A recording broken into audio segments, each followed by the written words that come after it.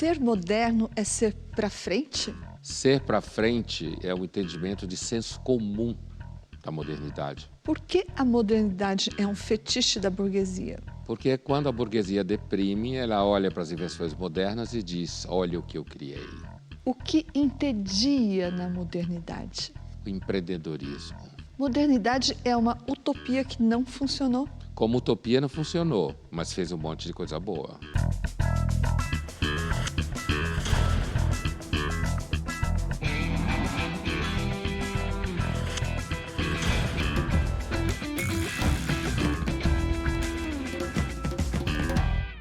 Estamos iniciando mais uma edição do Linhas Cruzadas, hoje para falar sobre modernidade. Oi, Pondé. Oi, Thaís. Pondé, vamos começar situando a modernidade, esse período histórico, na história. E você vai lembrar quais foram os eventos que precipitaram a modernidade. Então, a modernidade é uma expressão que a gente usa em sociologia, em filosofia e em política. Modernismo é uma expressão que a gente usa em arte, rupturas artísticas estão relacionados. A modernidade, grosso modo, se a gente for falar de anos, a gente falaria os últimos 300 anos. Né? Ela está vinculada às rupturas do modo de produção, o final do feudalismo, o surgimento do modo burguês, do comércio. Ela está vinculada à Revolução Industrial, à própria Revolução Capitalista, né? A sistematização do modo burguês de produção, a urbanização agressiva ao longo do século XIX na Europa, né? A colonização da África, de países da Ásia e a extração de um monte de coisas desses países para o enriquecimento dos Estados europeus. Então, a modernidade é um período histórico que ela começa a ampliar em escala os avanços técnicos, científicos, a organização do Estado moderno, a criação do Estado de Direito, a separação de religião e Estado. Então, a modernidade é isso, um monte de coisa importante que aconteceu nos últimos séculos. Você falou dos eventos históricos até agora, a Revolução Industrial, a colonização, o surgimento dos Estados-nação, mas quais eram as crenças que estavam sustentando a modernidade? Quais eram as características, o espírito, o estado de espírito? A crença no progresso, né? A ideia de que, com o surgimento da física newtoniana, do método científico como um todo, que a partir de então agora a gente ia conhecer o mundo e a natureza tal como é. E se você pegar nos filósofos como Francis Bacon, entre o século XVI e XVII, a crença de que a gente iria fazer o mundo melhor a partir do conhecimento científico. A crença de que os estados iriam ter uma função, como fala o Bauman, de jardineiro, organizar a sociedade racionalmente. A crença de que uma burocracia sólida tornaria a vida em sociedade mais organizada. Basicamente, a crença no progresso. Ruptura com o passado, como sendo a representação do atraso, e a aposta no presente e no futuro como decorrente de um presente cada vez mais avançado. É a ideia que se tem hoje em dia. O senso comum pensa assim. Então, existe uma crença no progresso, mas o humor preponderante era também de otimismo, então. Absolutamente de otimismo. Por isso que os tropeços da modernidade geram tanto, né? Mas estava indo tão bem, por que então fizeram isso? Meu Deus, a ciência, né? A democracia, quer dizer, claro que é de otimismo. E isso é intimamente associado à própria lógica de pensamento do empresário, né? Do capitalista, como se falava no século XIX, ele tem que ser otimista. É interessante, Thaís, porque há uma contradição na visão de mundo do empresário, do capitalista.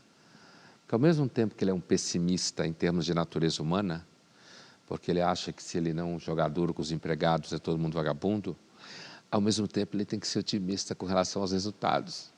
Essa contradição deve matar os empresários.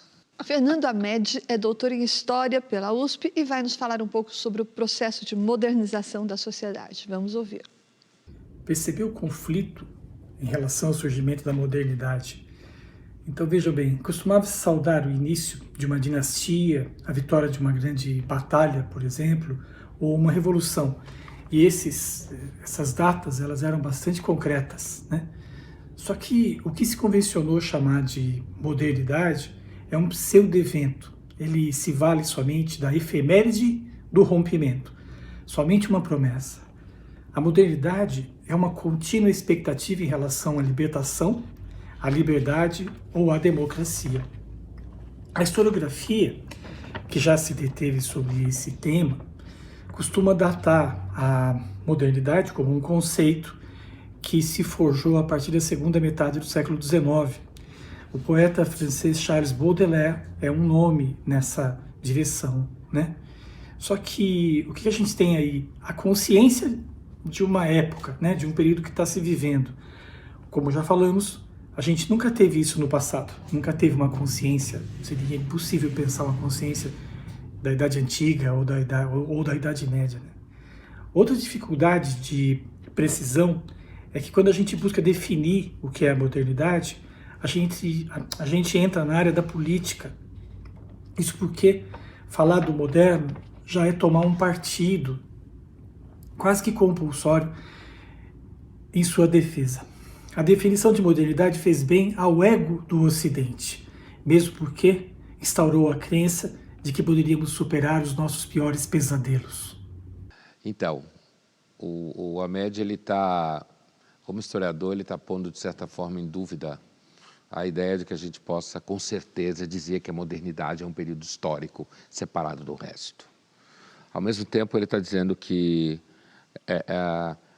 a segunda metade do século XIX começa a circular a expressão moderno e modernidade e vai se constituindo a ideia de que a Europa vivia num período diferente.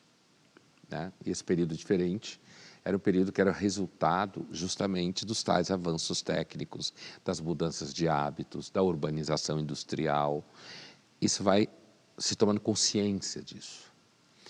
Mas, ao mesmo tempo, ele está chamando a atenção, que está ligado àquilo que a gente falava da utopia do progresso do otimismo, é que a expressão modernidade moderno, ela passa a carregar um tom político positivo. Dizer que é moderno significa dizer que é bom, que é novo, que é científico, que é técnico, que não é ignorante. Por isso que ele fala que falar em modernidade tem um componente político, como dizendo, não, o mundo melhorou mesmo, o mundo avançou mesmo, que é a característica da segunda metade do século XIX, né?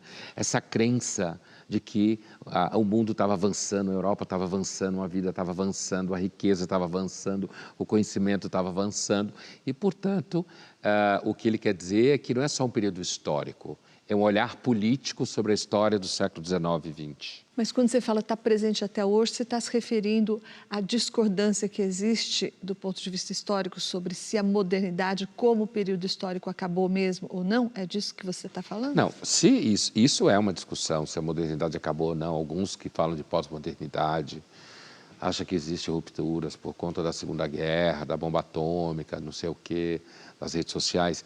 Mas, independente disso, o que eu quero dizer é que essa concepção otimista está presente até hoje.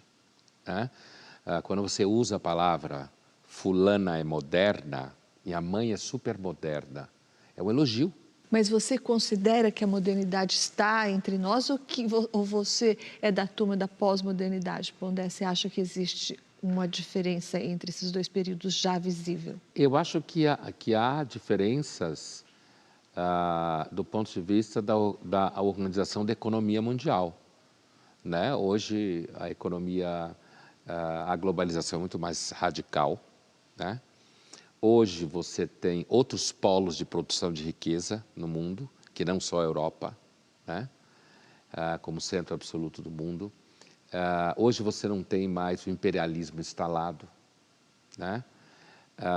Hoje, o mundo passou por duas guerras mortais que foram bem modernas, tecnologicamente falando, por uma bomba atômica, que, aliás, servem como critérios para aqueles que acham que a gente está na pós-modernidade.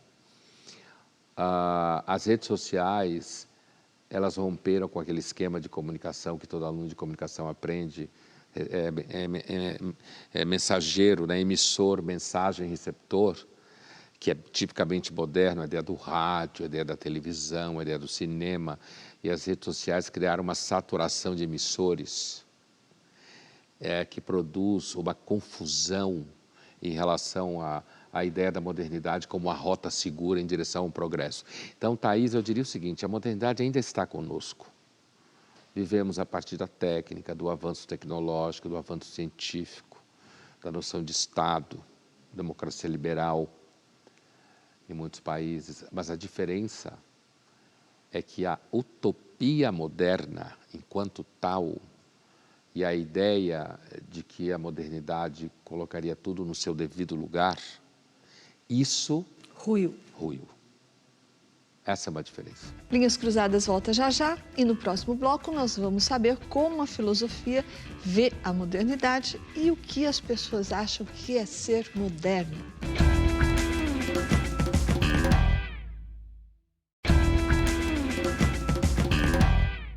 Estamos de volta com Linhas Cruzadas, hoje falando sobre o que é a modernidade. E Linhas Cruzadas foi às ruas para perguntar o que as pessoas consideram que seja uma pessoa moderna. Vamos ver o que elas responderam. Para mim, ser moderno é entender a conjuntura atual, entender o mundo que a gente vive e não ficar relutando contra ele. É entender que hoje existem tais coisas que não tem como voltar atrás. Para mim, isso é ser moderno. Ser moderno, para mim, é estar antenado com as tecnologias, com o que acontece ao redor, ter noção do contexto social, histórico, econômico, político. Isso é ser moderno. Para mim, moderno é não ter rótulos, ser aberto à diversidade, sem preconceito. Ser moderno, para mim, é não se deixar levar pela história daqueles que se dizem dono da verdade. Para mim, ser moderno é uma pessoa que está aberto para tudo de novo que acontece na sociedade. Ser moderno é pensar abertamente sobre o mundo, sobre as pessoas, considerar tudo mais naturalmente, mais natural possível, sem preconceitos. Ser moderno para mim é estar conectado ao mundo, à diversidade, enfim, à juventude, estar ligado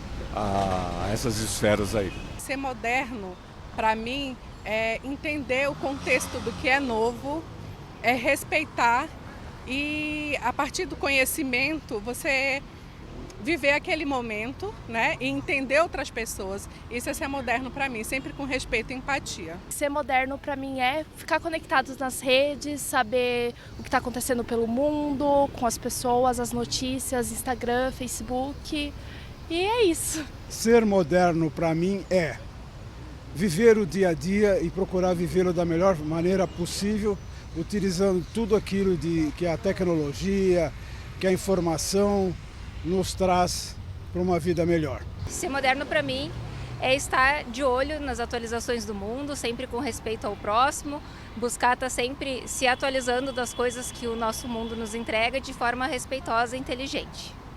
Olha que interessante, Thaís. Alguém fala assim, pô, uma discussão sobre modernidade na televisão, que coisa difícil. Todo mundo sabe o que é ser moderno. Tá vendo? O que isso significa? Eu digo que todo mundo sabe porque todo mundo apresentou concepções do que é ser moderno, do senso comum, mas todas corretas. Isso significa o quê? Que apesar de que o conceito modernidade é um conceito cabeção, se você fala o que é modernidade, às vezes a pessoa fica, o quê? Mas quando você pergunta o que é ser moderno, está tão impregnado na cultura, está tão enraizado no entendimento de que ser moderno significa estar conectado, isso apareceu várias vezes, conhecimento, aberto para mudanças, juventude, respeito aos outros, que isso é uma questão da modernidade mais recente, porque a modernidade começou respeitando muito pouco os outros, né? Passando por cima de um monte de gente, de países e de colônias e tudo mais. Mas essa percepção de que ser moderno é bom, percebe? Não teve nenhuma fala que apresentasse a modernidade, ou ser moderno de forma negativa. Nenhuma. Há um consenso, no senso comum, consenso esse que é a decantação da utopia moderna em ação. Está vendo? Quer dizer, a ideia do progresso, do avanço, do que é melhor, né? Que a gente falava antes. Então, se por um lado, eu acho essas coisas fascinantes, por um lado é um conceito cabeção, modernidade, putz, vamos falar de modernidade. Aí você muda e fala, o que é moderno? Todo mundo sabe. E como que a filosofia vê a modernidade? O que é ser moderno para a filosofia? A ideia específica do que é ser moderno para a filosofia, o Habermas escreveu um livro traduzido no Brasil sobre o discurso filosófico da modernidade, em que ele trabalha Kant e Hegel como dois paradigmas da modernidade e filosofia.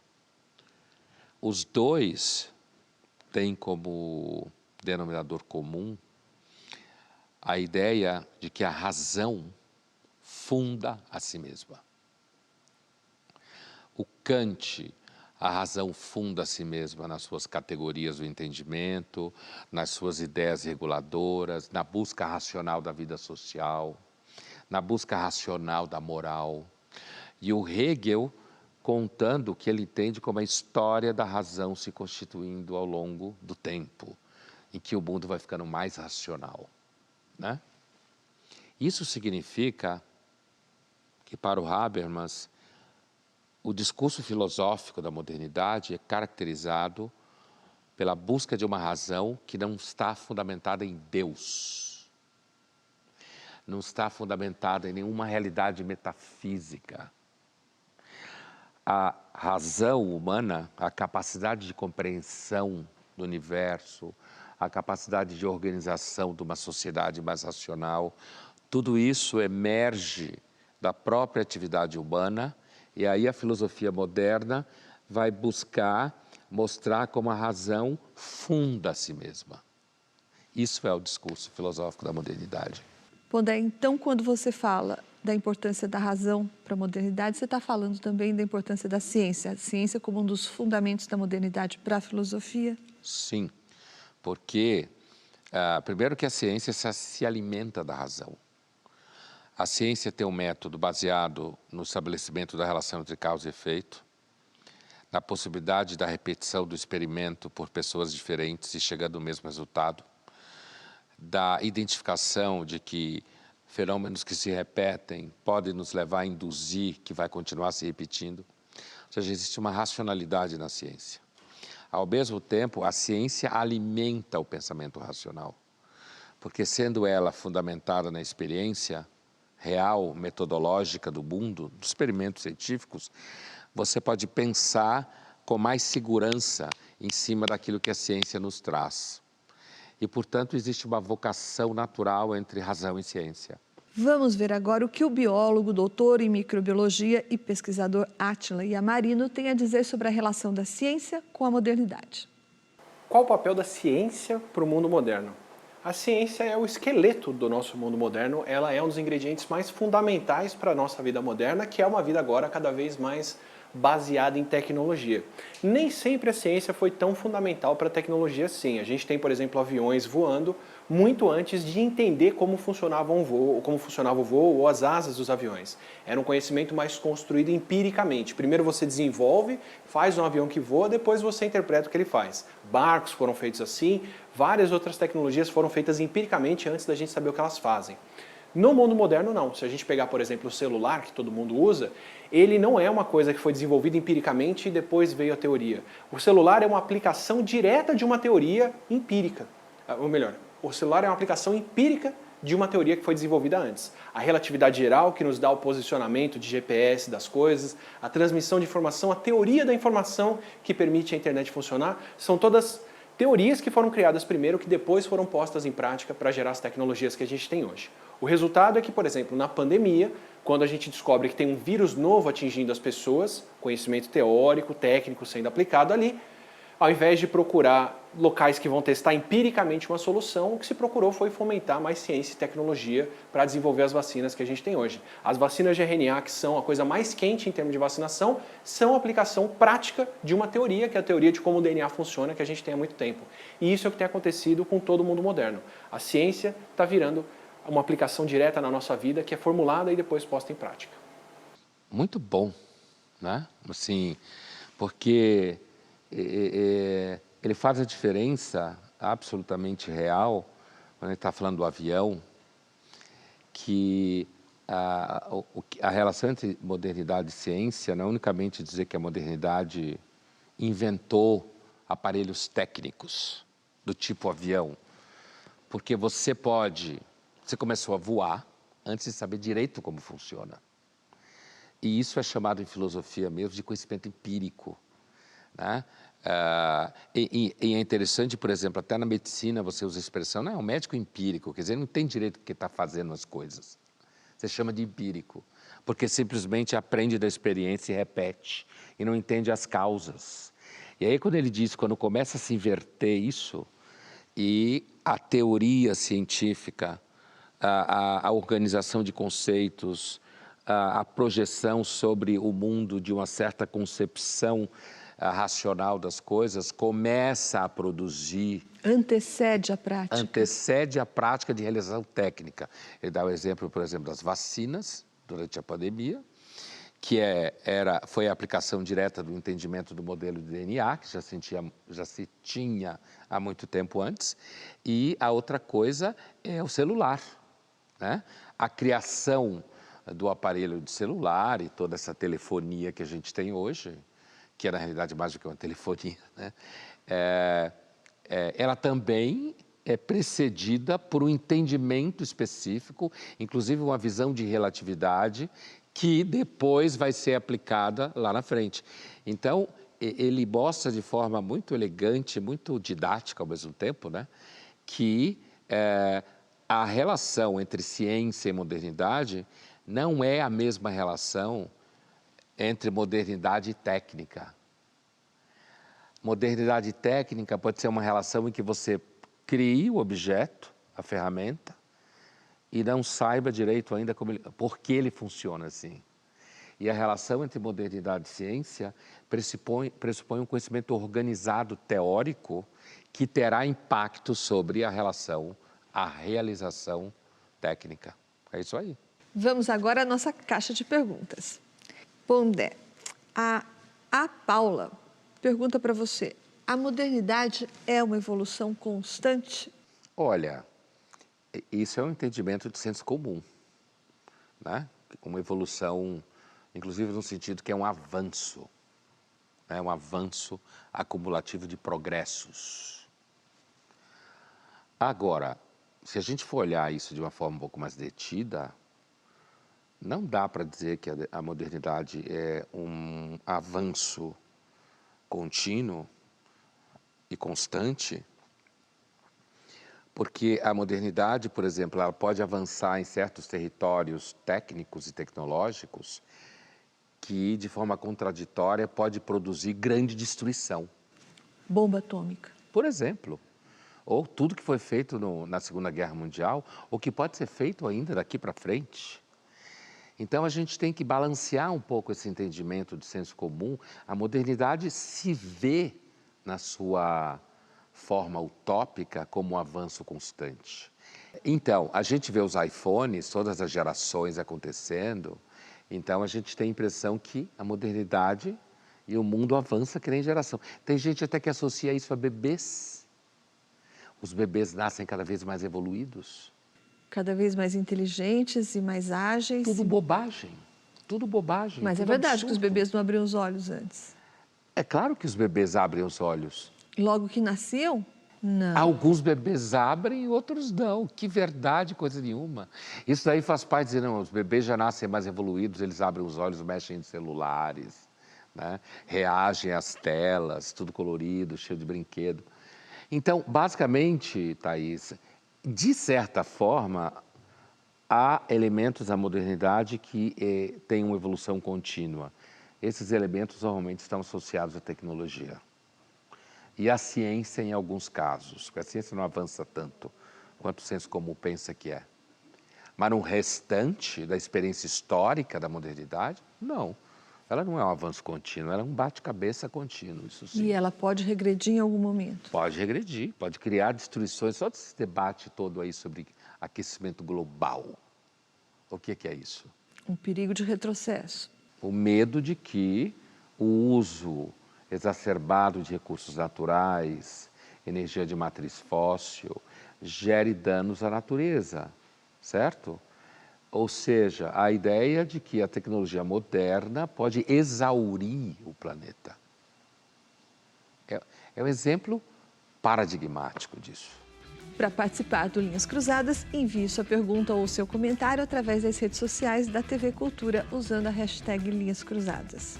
Linhas Cruzadas volta já já e no próximo bloco nós vamos ver o que a modernidade deixou para trás e o que ela colocou no lugar.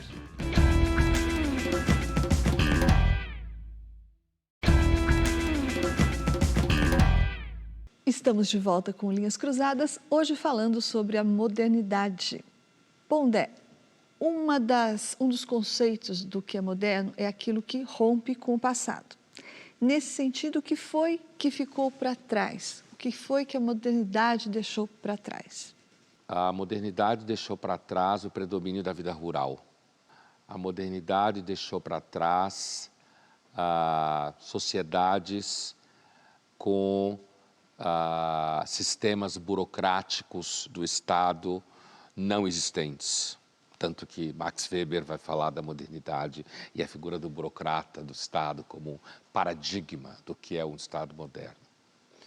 A modernidade deixou para trás um conhecimento não organizado pela ciência, teorizado. Como disse o Átila.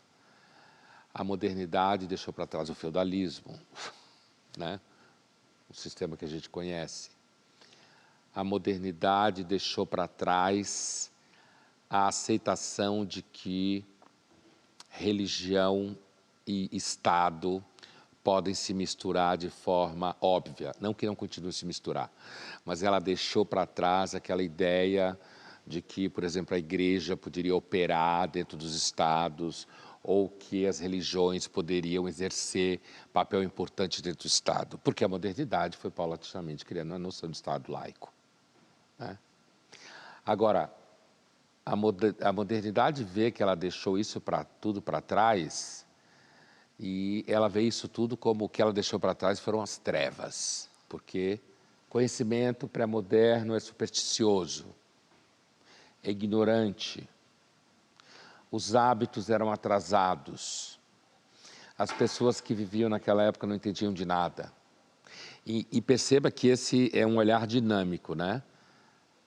Voltaire, no século XVIII, entendia a Idade Média como trevas. Alguém que está vivendo no século XXI vê 100 anos atrás, primeira metade do XX, como trevas. Como que fizeram 2 guerras mundiais? Hoje a gente se ama. Hoje ninguém faria uma guerra daquela magnitude. Então, a modernidade está sempre olhando para trás, mesmo que esse trás seja 100 anos atrás, ou seja, 1922, como trevas, de alguma forma, como algo ultrapassado. Portanto, a modernidade só entende a passagem do tempo na chave de deixar o que é ultrapassado para trás. Falando em tempo, a modernidade também não deixou para trás um antigo ritmo, o ritmo de vida, um antigo tempo que parece que corria mais devagar do que agora? Sim. Uma das coisas que a modernidade criou uma ruptura foi na experiência do tempo social. O sociólogo Norbert Elias tem um livro chamado Sobre o Tempo, que isso fica muito claro. O tempo social é aquela experiência de tempo resultante das interações materiais cotidianas. Compromisso que você tem na Paulista, o voo que você tem que pegar para ir para o Rio de Janeiro numa reunião, o fato de que você precisa ir para o escritório ou para o consultório, mas antes tem que passar no supermercado, certo? Ou o fato de que você deve fazer as compras pela internet de manhã cedinho antes de trabalhar. Você tem que passar e deixar os filhos na escola e, ao mesmo tempo, você tem que ir para o escritório ou voltar para casa para fazer home office. Quer dizer, a modernidade, ela organizou o tempo, a experiência do tempo social. O tempo social é o tempo derivado das relações materiais.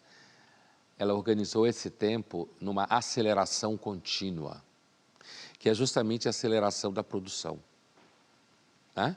Para você... A modernidade sofre de uma obsessão que é a obsessão da otimização. Então, portanto, ela deixou para trás uma experiência temporal, social, e que, como tudo que é social, interage com o que é psicológico e vice-versa. Ela deixou para trás uma experiência temporal que hoje a gente veria como uma experiência mais contemplativa, uma experiência que o tempo social não era precificado, como é hoje. E que você podia fazer uma coisa de cada vez, talvez, e não várias coisas ao mesmo tempo. Porque, inclusive, você não estava submetido ao imperativo da otimização das ações. E da simultaneidade de ações. E de fazer várias coisas ao mesmo tempo, as várias esferas da vida moderna. E isso é parte do que os românticos vão sonhar de que antes era melhor. Vamos agora para o nosso jogo rápido. Pondé. O filósofo Theodor Adorno dizia que a modernidade é o fetiche da burguesia. Qual é o fetiche da nossa burguesia, da classe dominante hoje? Eu acho que continua sendo a ideia de que eles são avançados, de que eles são modernos, mas eu diria que tem um fetiche específico da nossa elite, que é ter um filho que faz documentário sobre pobre. Thaís, veja bem, o que eu vou te perguntar, bem sério. O que você responder pode determinar o seu futuro. Você se considera uma pessoa moderna, uma mulher moderna, que não é a mesma coisa que pessoa moderna. Uma mulher moderna. Eu me considero uma mulher moderna, primeiro porque não dá para você escapar do tempo que você vive, não é? Então, por esse motivo, sim. Mas eu acho, quando a gente estava falando sobre ritmos e sobre a mudança do tempo social, eu fiquei pensando que seria bom viver num mundo menos moderno, assim. E por falar em romântico, Pondé, embora o romantismo esteja dentro da modernidade, ele se opõe à modernidade em algum sentido. Você, Pondé, você se considera mais romântico ou mais moderno? Sem dúvida nenhuma, mais romântico. Sem dúvida nenhuma, né? Eu olho em cena moderno, como você bem disse, ninguém escapa à época que você vive, é claro, a gente é condicionado historicamente. Eu olho muitas vezes a modernidade com uma enorme desconfiança. Sem dúvida, mais romântico. Mas do que você tem saudade, como os românticos sempre têm saudade? Eu diria que alguém que se sente mais romântico hoje do que alguém que vivia no século XIX é ainda mais exilado do que o romântico do século XIX. Porque uma forma de definir o romântico, na sua origem, é alguém que se sente exilado da modernidade. Vive no mundo que não é seu. Os românticos do XIX ainda podiam ter o luxo de ter uma nostalgia que estava logo ali. Hoje não, né? Século XXI é um exílio de um país que não existe mais, não tem do que sentir saudade. Thaís, na sua opinião, qual que é o maior erro da modernidade? Por tudo que a gente falou aqui, eu diria que é o excesso de otimismo. Mas eu acho que isso está passando também, não? Você está otimista, então? Eu acho que esse otimismo está passando. Então você está otimista. Vamos ver uma cena agora do filme O Início do Fim, de 1989, que conta a história da criação da bomba atômica. And what's all the celebration for? Perhaps we can find some other use for this work. Fascism's dead. You mean in Europe?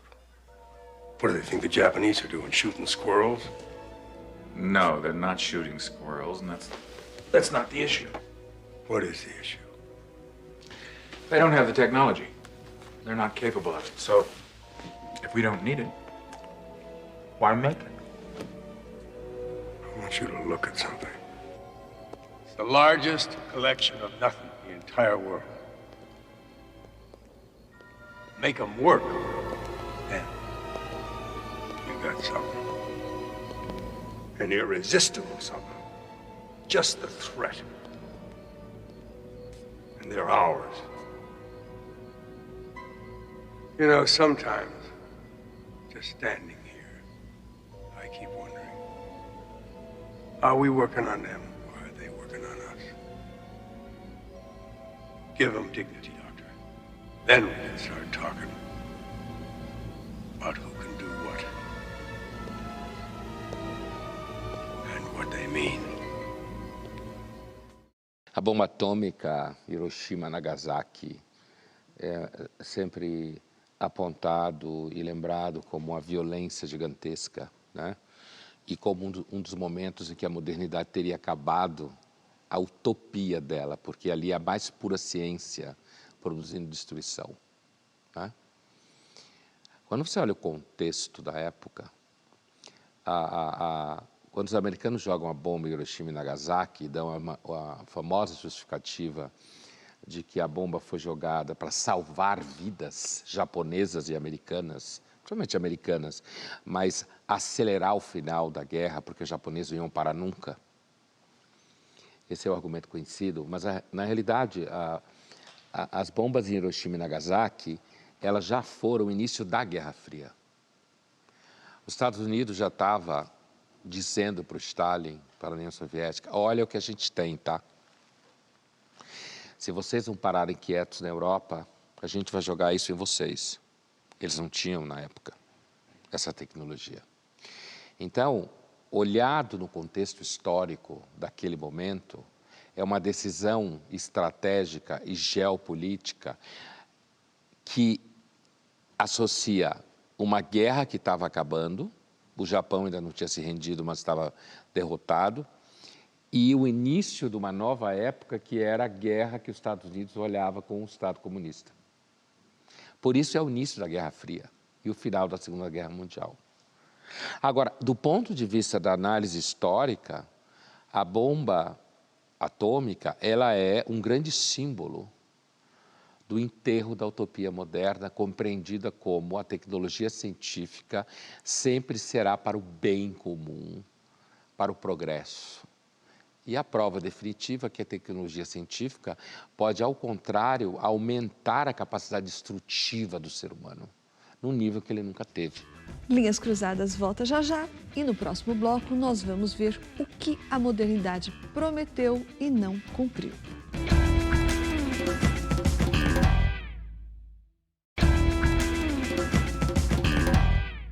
Linhas Cruzadas está de volta, hoje falando sobre a modernidade.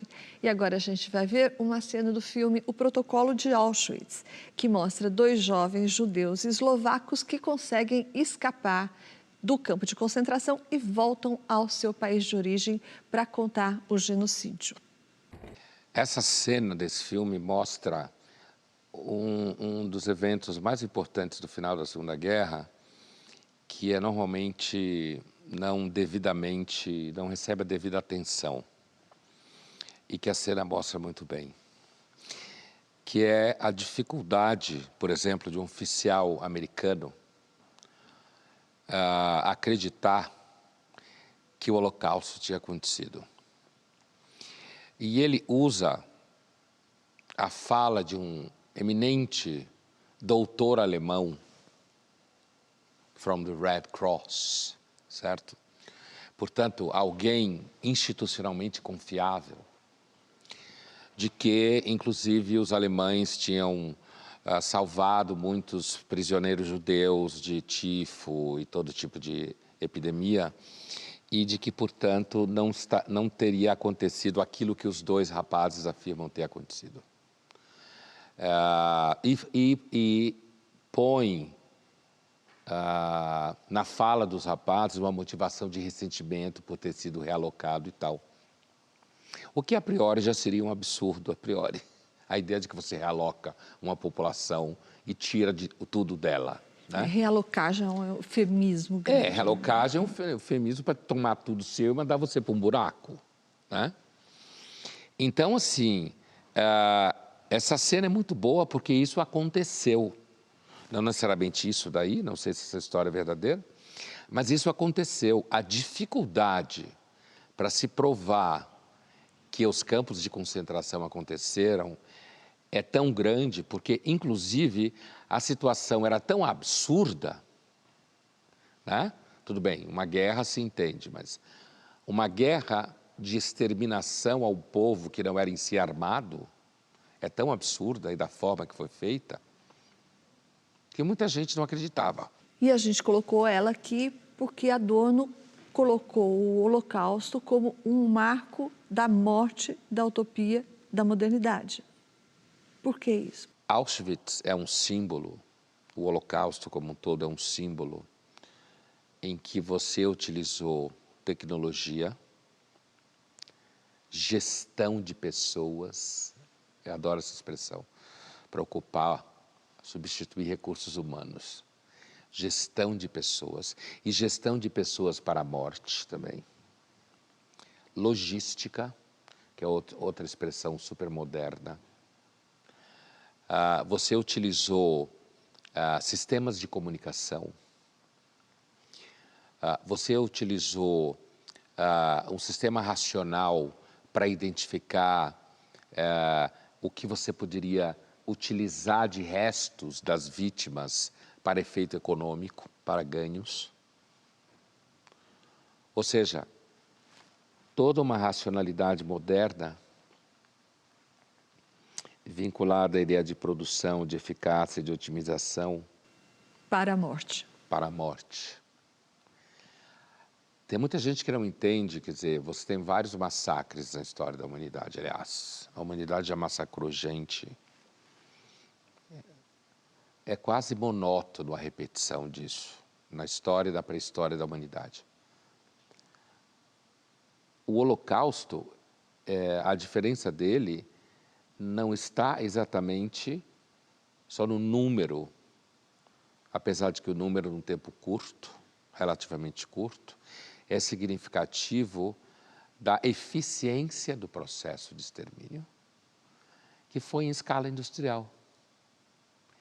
É por isso que tanto Adorno quanto Bauman e outras pessoas enxergam que a utopia moderna morreu em Auschwitz. Porque toda a tecnologia de pensamento, de gestão, de organização, de logística foram utilizadas pelos alemães para a morte. Vamos ver então agora um trecho de um debate na TV alemão de 1965 entre Adorno e Arnold Gehlen sobre liberdade. Über unser Leben entscheiden Institutionen wie die Ökonomie in ihrem umfassendsten Sinn, also die Zwänge, die objektiven, die auf uns ausgeübt werden, damit wir unser Leben erwerben und erhalten können, in einer unvergleichlich viel größeren, ernsteren Weise als, sagen wir, ob wir einem Sportverein oder irgendeiner derartigen untergeordneten Institution angehören. Ich will damit sagen, man muss deshalb mit dem Begriff des Pluralismus vorsichtig sein, weil ein solcher Pluralismus gegenüber der Einstrenigkeit von Verwaltung und Unterordnung ein Ideal ist, weil wir aber angesichts des verschiedenen objektiven Gewichts der Institutionen von einem solchen Pluralismus als einem tatsächlichen Zustand unserer Gesellschaft schlechterdings nicht reden können. O Adorno, que é o da esquerda, aquele borrão da esquerda, você quer dizer? O borrão da esquerda mais baixinho, né? Carequinha. O Adorno está falando aí que as instituições, que são entidades tipicamente modernas, a tal burocracia do Estado, elas foram pensadas para garantir a liberdade dentro da sociedade. e que as instituições de Estado, elas existem para organizar a vida social e, portanto, proteger a liberdade do indivíduo que vive dentro. A liberdade, ao contrário do que alguns pensam, ela é vivida dentro da lei, não do lado de fora da lei. A liberdade compreendida no sentido político-social. O que ele está dizendo é que as instituições, apesar de elas terem sido pensadas e postas em práticas para organizar a liberdade social, elas têm uma tendência a se transformar em instituições contra a liberdade. O caso dos Estados nazistas é evidente, né? Agora, o Adorno não está pensando só nos estados fascistas nazistas, ele está pensando também no capitalismo. Na forma como o capitalismo vai pressionando o sujeito através das suas diversas instituições, que você pode pensar liquidação de loja, bancos, né? Empréstimos, a própria intenção de você estar sempre melhorando o seu patrimônio, em que você vai perdendo a liberdade, porque como mesmo diz o Adorno no Mínima Muralha, no capitalismo americano, a vida privada da subjetividade é arrastada vazia pela mercadoria. Quer dizer, a mercadoria é uma instituição, o mundo organizado na lógica de mercado. E nós somos uma mercadoria dentro dela. Então é fácil entender que o Adorno aí está falando dos excessos dos estados totalitários e suas instituições, mas ele não tem só isso na cabeça, os estados totalitários, que para ele o capitalismo era totalitário. Pondé, então você diria que um Estado mais organizado e mais progresso, mais abundância derivados do capitalismo foram as promessas que a modernidade fez e não entregou? Olha, a modernidade entregou um sistema de saneamento público melhor, a modernidade entregou uma indústria farmacêutica eficaz, a modernidade entregou um Estado de Direito que funciona mais ou menos em alguns países, mas é sempre melhor mais ou menos do que nada. Portanto, a modernidade entregou muita coisa. A modernidade ela caminhou par e par com a sociedade capitalista de mercado, né? Justamente a dialética do esclarecimento, que ele e o Horkheimer falam, é o processo dialético através do qual o projeto iluminista ele foi paulatinamente perdendo espaço para o projeto instrumental do capitalismo. A razão que queria entender o mundo começou a ser a razão do empresário, a razão do banqueiro, entende? Quer dizer, ela foi sendo submetida à lógica de mercado e o pensamento racional virou, na verdade, um problema de gestão de recursos e de processos produtivos. Agora, não resta dúvida que a sociedade de mercado, a única forma de produção de riqueza material que a gente conhece, ela cresceu muito graças aos estágios selvagens do capitalismo. O capitalismo continua selvagem, só que agora ele está empacotado para presente. Um grande ganho do capitalismo é a possibilidade dele dialogar com a esquerda cultural americana e trazer para dentro da sociedade de mercado minorias identitárias que estavam excluídas. Então elas começam a aplaudir o capitalismo, ainda que de forma envergonhada de vez em quando. Então, Thaís, não acho que dá para dizer que a sociedade de mercado moderna não entregou nada. Ela entregou. Mas o que ela não entregou foi a ideia, pelo menos até agora, de que ela conseguiria reproduzir em escala maior a distribuição da riqueza. Isso ela não conseguiu entregar, né? Pelo contrário, por um lado a riqueza se acumula, apesar de que a gente pode dizer que tem pessoas que estão muito melhor do que estavam há 50 anos atrás e não são ricas, né? Então, a modernidade, como bem diz o Bauman, ela é profundamente ambivalente, porque ela resolve problemas e ela cria problemas. Ela resolve problemas, ou seja, ela melhora a capacidade de comunicação entre as pessoas via redes sociais, e ela cria problemas, ela cria todo um campo de fake news e enlouquecimento político que pressiona a democracia. Olha aí, como ela é ambivalente. ela entregou um mundo que avançou numa série de fatores, mas que criou problemas que não se conhecia. As pessoas vivem mais tempo hoje, mas grande parte delas deprimida e socadas num depósito chamado casa de repouso.